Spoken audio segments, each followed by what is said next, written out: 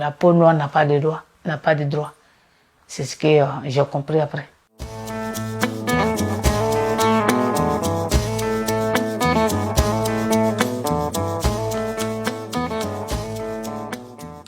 Et c'est vrai que dans notre monde de morosité ou de stress, nos concitoyens ont besoin de journées de rêve.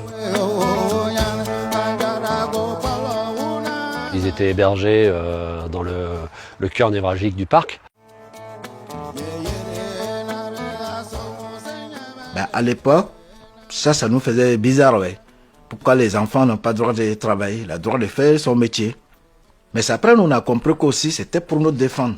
C'est-à-dire, on était exploités. C'est pas le droit français, c'est pas le montant des salaires français, c'est pas la protection sociale française. Qui sont sous la législation ivoirienne. On l'appelle et on lui dit il y a un petit problème, quoi, on voudrait en discuter avec vous. Et il nous dit venez me voir, je vais vous expliquer, tout est en règle. Les artisans ici ne sont pas là pour être enfermés dans des cases, ils sont là pour promouvoir et faire connaître la Côte d'Ivoire. Il y a 2 fillettes de 12 ans, il y a un garçonnet de 10 ans et demi qui font partie de la troupe et qui assurent les représentations chaque jour. Ces enfants ne sont pas accompagnés de leurs parents qui sont restés en Côte d'Ivoire et ces enfants ne sont pas scolarisés et c'est une honte. Les jeunes, ils m'ont tout de suite dit qu'ils ne sortaient pas du parc. Et le mec, il se retourne et il ouvre son coffre et il nous montre les passeports. Puis des fois, même à la rigolade, ils disaient je retourne dans ma prison, quoi. Ou je retourne avec les bêtes, quoi. Est-ce que vous avez vu des médecins, vous avez vu? Ils ont dit non. On a vu personne. Et quand on a des soucis, ce sont les vétérinaires qui s'occupent de nous.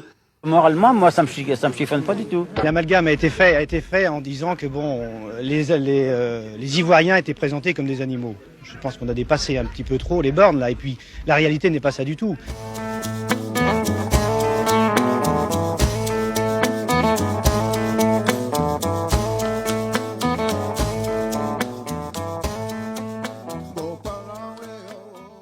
Et j'ai eu l'impression quand même que M. Laurent était un homme de totale bonne volonté, heureux de proposer une attraction pour que l'été il y ait davantage de visiteurs, mais qui n'a pas du tout mesuré l'impact que pouvait avoir dans la société ce fait que des êtres humains étaient enfermés dans le même espace que les animaux du zoo.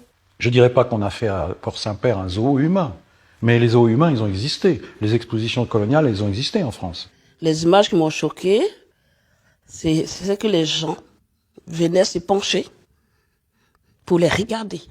Stop! Stop! Pas bouger! Stop! J'ai dit, mais on est où? On est où? Les gens allaient au Safari Park endormis. Comment est-ce que les gens ne peuvent pas voir la répétition, à des époques certes différentes, des mêmes formes de domination et d'exploitation?